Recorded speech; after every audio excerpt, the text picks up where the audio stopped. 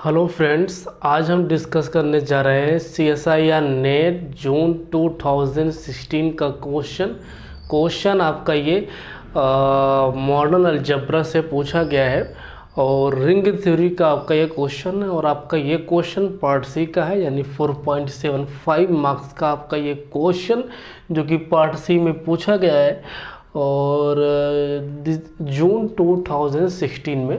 ठीक है, और ये क्वेश्चन मतलब बहुत ही सिंपल है एक्चुअली। इसके ऊपर इसके हर स्टेटमेंट्स में, इसके हर ऑप्शन में एक रिजल्ट्स का इस्तेमाल है। ठीक है, इसका हर स्टेटमेंट्स, हर ऑप्शन अपने आप में एक रिज़ल्ट है। और यदि आपको वो रिज़ल्ट याद है तो फिर आप इस क्वेश्चन को आराम से कर सकते हैं। अगर याद नहीं है तो टाइम आप ले सकते हैं करने में।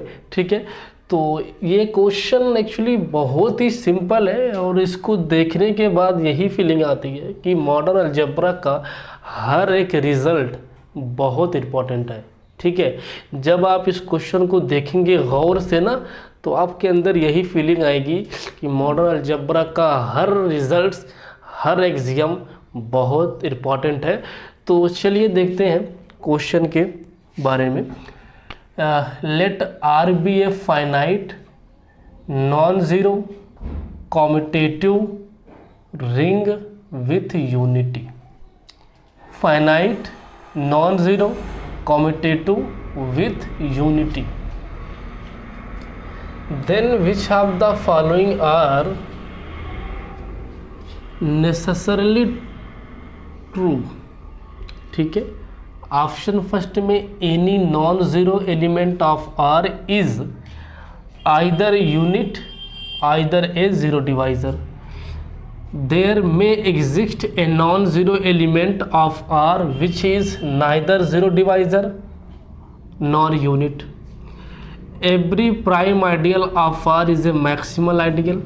If R has no zero divisor then order of any additive subgroup of R is a prime power।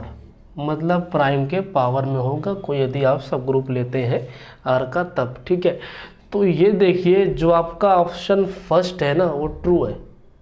जैसे अगर इसके सॉल्यूशन को देखें हम लोग, एक रिंग है, उसका जो ऑर्डर है वो n है, where n is greater than 1। और ये कॉम्यूटेटिव भी है, इसके पास यूनिटी भी है, नॉन ज़ीरो तो वही है, मैंने पहले बोल दिया। ठीक है, तो रिज़ल्ट ये बोलता है इसका कोई भी आप एलिमेंट उठाएंगे या तो वो ज़ीरो डिवाइज़र होगा या फिर वो एक यूनिट होगा। कोई भी रिंग आपका फाइनाइट है तो उसका कोई भी आप एलिमेंट उठाएंगे नॉन ज़ीरो, या तो वो ज़ीरो डिवाइज़र होगा या फिर आपका वो यूनिट होगा। ये आपका रिज़ल्ट है।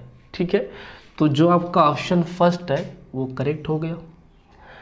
अब ऑप्शन सेकंड में उन्होंने ये क्या है, उन्होंने ऑप्शन सेकंड में ये क्या कहा है कि जो R है ना, R के पास क्या कोई ऐसा एलिमेंट है जो नॉन ज़ीरो है, ना तो वो यूनिट है और ना ही वो ज़ीरो डिवाइज़र है। ऐसा बिल्कुल नहीं है।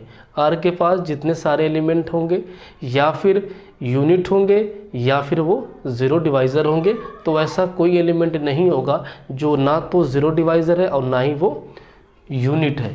तो ऑप्शन सेकंड इज डिस्कार्ड। अब एक रिज़ल्ट ये बोलता है R आपका CRU commutative ring with unity, finite भी है। तो अगर ये फाइनाइट है, CRU भी है, तो रिज़ल्ट ये बोलता है अगर प्राइम आइडियल है तो मैक्सिमल हो जाएगा, अगर मैक्सिमल है तो प्राइम आइडियल हो जाएगा। ठीक है, आपका ये रिज़ल्ट है। तो जो आपका every prime ideal of R is a maximal which is true. ठीक है, अगर ये रिंग फाइनाइट नहीं होती ना तो प्राइम आइडियल का मैक्सिमल आइडियल होना कोई ज़रूरी नहीं है। ठीक है, हो भी सकता नहीं भी, लेकिन इन्होंने ये कहा है कि जो आपका R है वो फाइनाइट है, तो फाइनाइट के केस में प्राइम आइडियल जो है ना वो मैक्सिमल को इम्प्लाई करता है जब आपका रिंग फाइनाइट हो, कम्यूटेटिव भी हो, उसके पास यूनिटी भी हो, ठीक है। तब इफ़ ऑप्शन ज़रा फोर्थ पे आते हैं, if R has no zero divisor, जब R के पास कोई ज़ीरो डिवाइज़र नहीं है, फाइनाइट भी R है, कम्यूटेटिव भी है, यूनिटी भी है, कोई ज़ीरो डिवाइज़र भी नहीं है, तो फिर जो आपका R है वो क्या हो गया, फील्ड हो गया, ठीक है। आपका R क्या हो गया, फील्ड हो गया। जब आपका R फील्ड हो गया ना, जब आपका R फील्ड हो गया तो फील्ड का जो ऑर्डर क्या होता है, वो हमेशा ऑर्डर ऑफ फील्ड निकालेंगे फाइनाइट का, वो p to the power n where n is a positive integer. ये बताइए, बात समझ आई क्या, कि अगर कोई रिंग है, फाइनाइट है, CRU है और उसके पास कोई ज़ीरो डिवाइज़र नहीं है, तो जो आपका वो R है वो फील्ड हो जाएगा।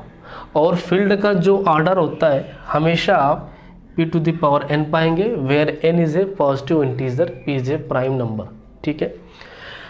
अब ऑप्शन फोर्थ में इन्होंने ये कहा है कि अडेटिव सब ग्रुप, यानी जो आपका फील्ड होता है ना, वो प्लस के रिस्पेक्ट में एक अबेलियन ग्रुप फॉर्म करता है, ठीक है। तो वो जो अबेलियन ग्रुप हो गया तो वो उसके पास सब ग्रुप हो भी सकता है, ठीक है, कोई दिक्कत नहीं।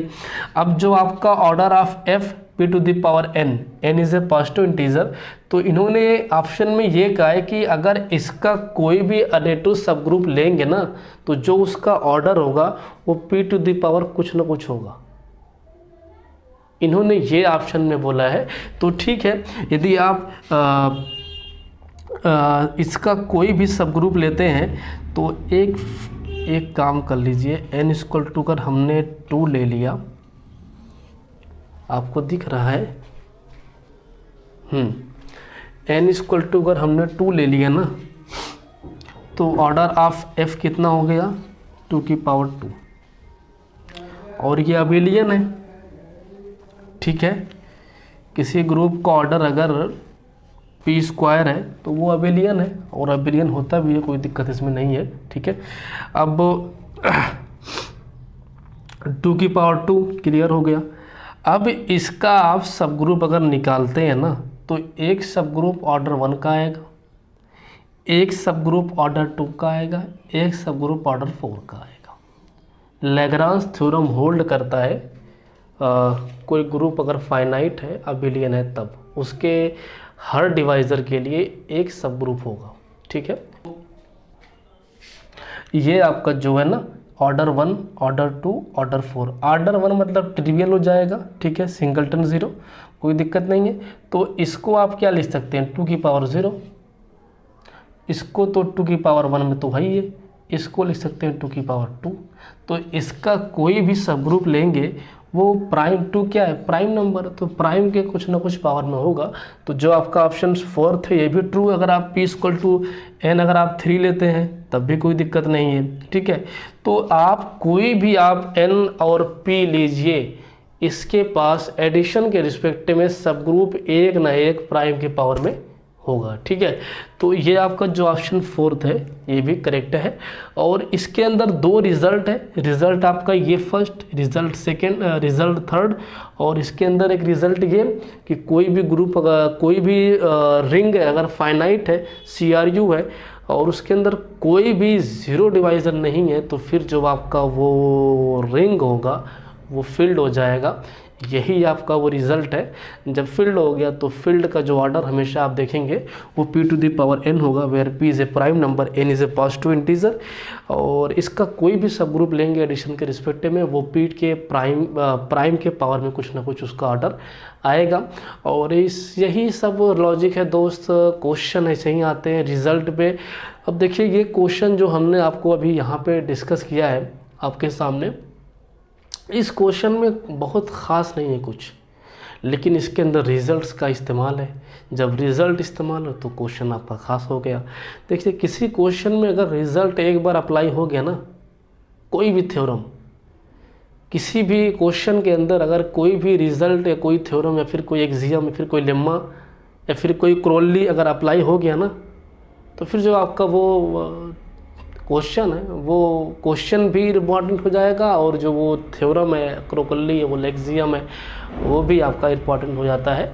ऐसे ही दोस्त क्वेश्चन आते हैं, और यदि आप नए हैं तो चैनल सब्सक्राइब करें, वो लाल वाली बटन आप ज़रूर दबाएं। ठीक है, तो ये दोस्त क्वेश्चन है, मॉडल अलजेब्रा का क्वेश्चन रिंग थ्योरी से पूछा गया, finite, non zero, commutative ring, ये सब बहुत बेसिक बात है, इसको आप ज़रूर पढ़ें, कोई इसमें ज़्यादा दिक्कत नहीं है। यदि आप नए हैं तो फिर से बोल रहा हूँ, चैनल सब्सक्राइब करें। Thank you for watching this video.